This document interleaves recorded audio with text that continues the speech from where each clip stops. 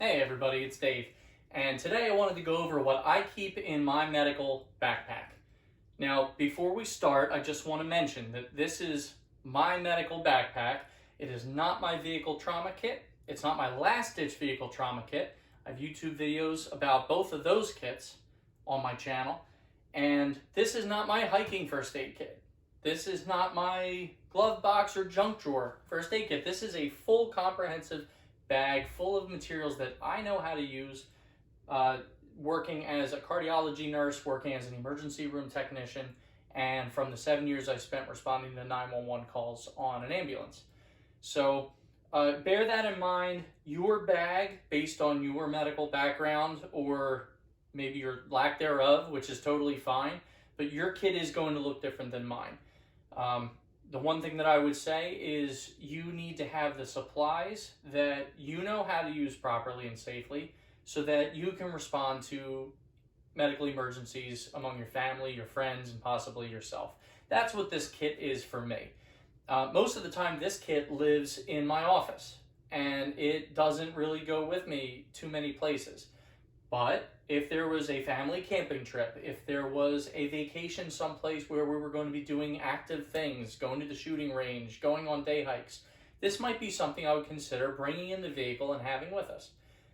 So without further ado, I want to get into the bag here. I am going to move to the tabletop to go over most of the kit. First, I just want to tell you a little bit about the backpack itself. This backpack I received with my first month subscription to Alpha Outpost, which I subscribed to for probably 4 or 5 months before canceling. The first month that I subscribed, they sent this backpack, a decent flashlight, a decent knife, a bunch of cool stuff, and then it sort of tapered off from there, and I didn't get as much good stuff, so I canceled. But the bag itself is a decent quality. I don't have the specs, but it's a decent quality OD green tactical Molly backpack.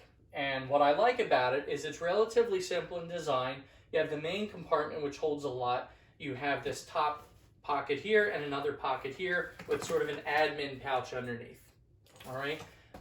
And then on the front here, you just have regular pack straps. You have a carry handle, and you have some pockets and molly webbing along the sides. So we're going to go over everything that's in the bag now. Okay, everybody, we're going to get right into it. And I'm going to try and make this as short of a video as possible, but there's a lot of gear to go over in this bag, so just bear with me. First thing you'll see here are my Leatherman Raptor EMT shears. I will do a review on these so you can really see the tool more in depth, but really just having a good pair of trauma shears somewhere on your bag is a good idea. This way you can cut away clothing and things like that if you needed to. I also keep this buck knife. This is, I believe it's called a buck redline. This has a seatbelt cutter, a window punch, and a one-hand open semi-serrated blade. And I like that it's yellow. It's got a rubberized handle, real easy to grip onto with wet hands. I've got 2 small chem lights right here held together onto the bag with my girlfriend's hairband there.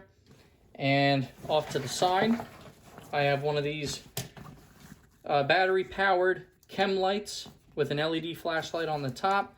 And we have a regular steady on and a strobe function to this, as well as a whistle on the bottom right there. So that is a good signaling device. If I did have to deploy this pack on the side of the road somewhere or something like that, I can light up the glow stick and it's going to make it a little bit easier for people to see me.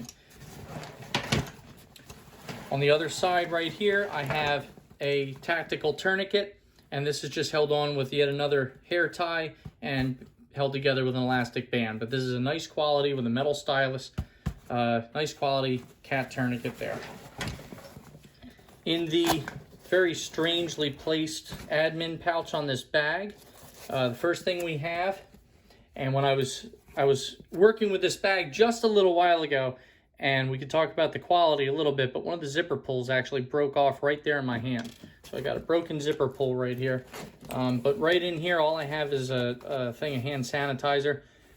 Right now with COVID going on, it's hand sanitizer's gotten a little more expensive. I'm working with what I've got, and this is mango. So we'll call it medical mango. But just some hand sanitizer there for hand hygiene. In here, I have my super high-tech medical compartment here for my medications. And you'll see I've labeled what pills are, what they look like, and what are in here. And really I just have some aspirin. I've got ibuprofen, I have Benadryl, I have Pepto-Bismol.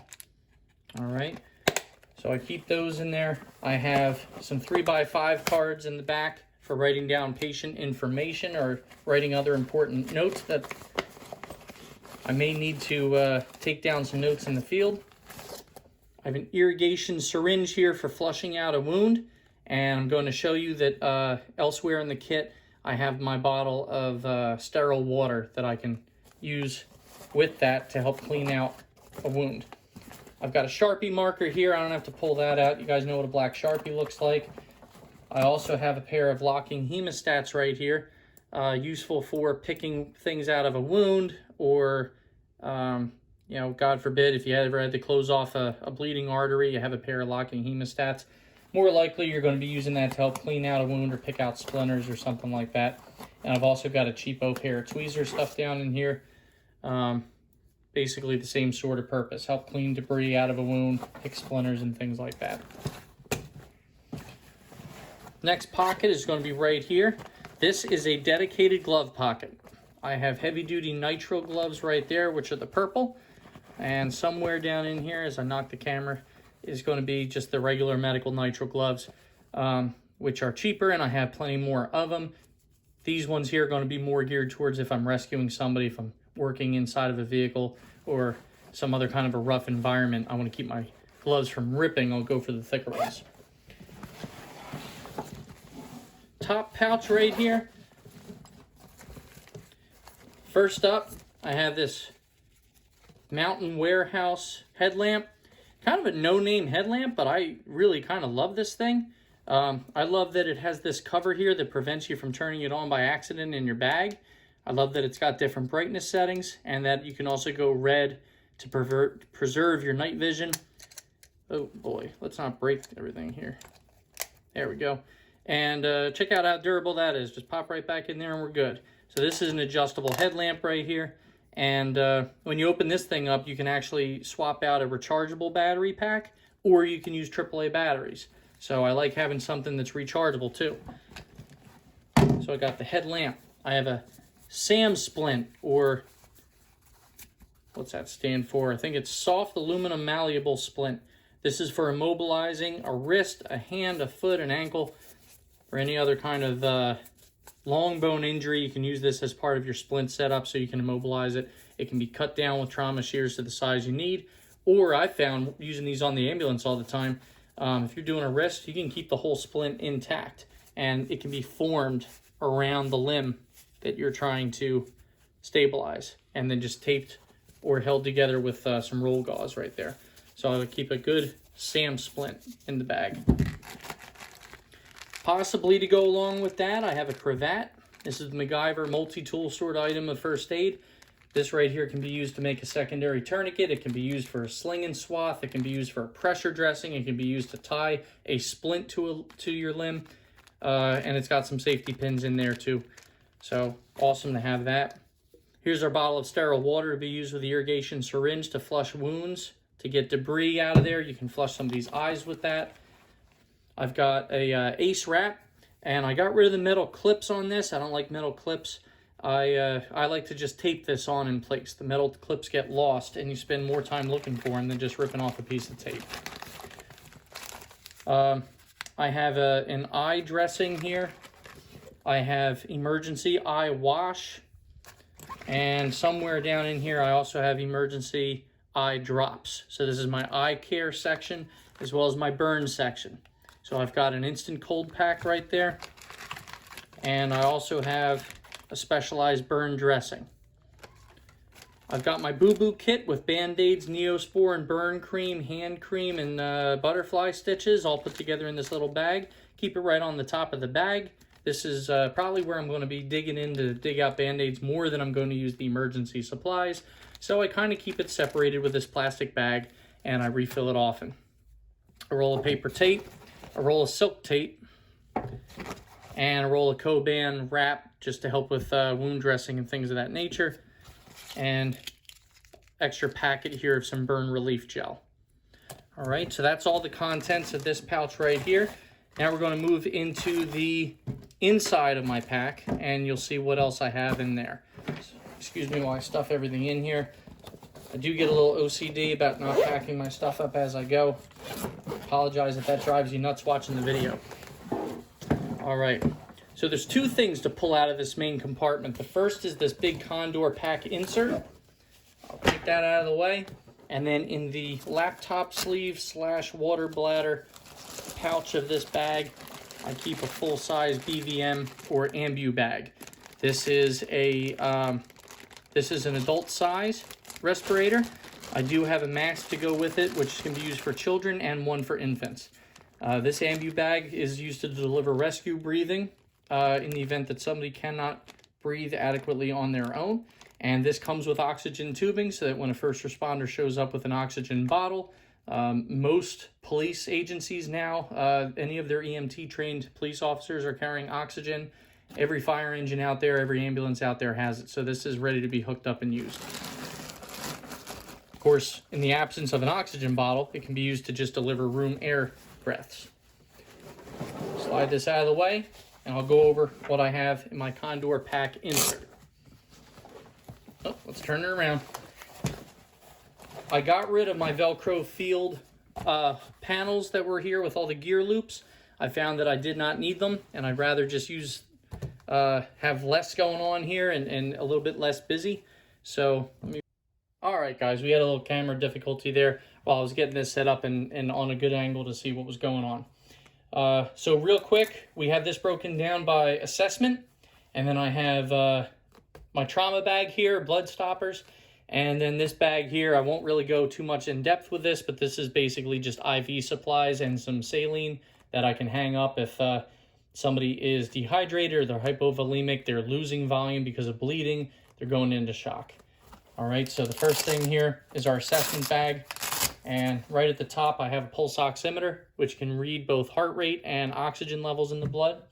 I have a decent stethoscope. This is not my work stethoscope. But it's a good stethoscope. I carry this with me on the ambulance most of the time I worked 911. This is a Henry Schein stethoscope. And I did the parachute cord braid on this pretty early on so that if I left my stethoscope in the ambulance, I would know that this one was mine. So I'd go back and grab it. And go along with the stethoscope, I've got just a cheap blood pressure cuff.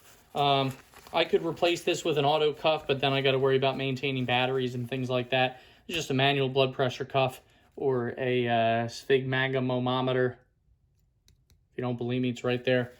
So that's all I have right there in the assessment bag.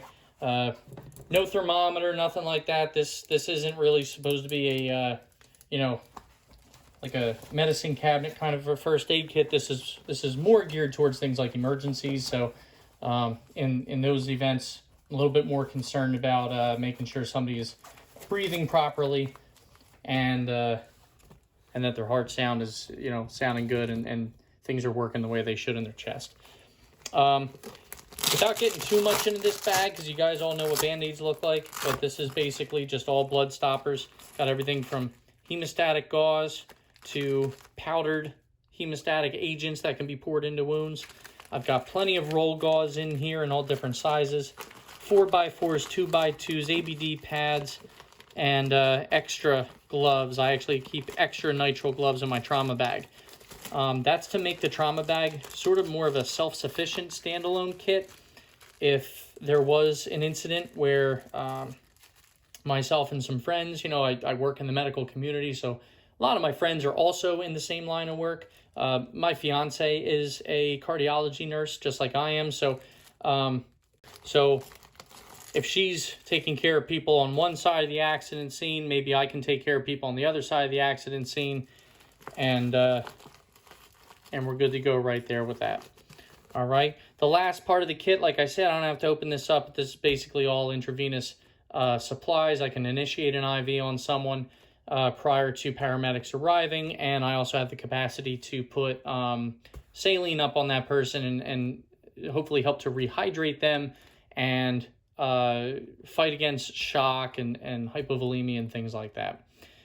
So that's it for the trauma bag, guys, or I should say the emergency medical backpack. If you have any questions, comments, if you have suggestions, if you have things that don't make any sense in here that you see and you want me to take them out of the bag, please let me know in the comment section below. I appreciate your likes. I appreciate your thumbs up and your follows and all your support. And I can't wait to see you in the next video. Thank you.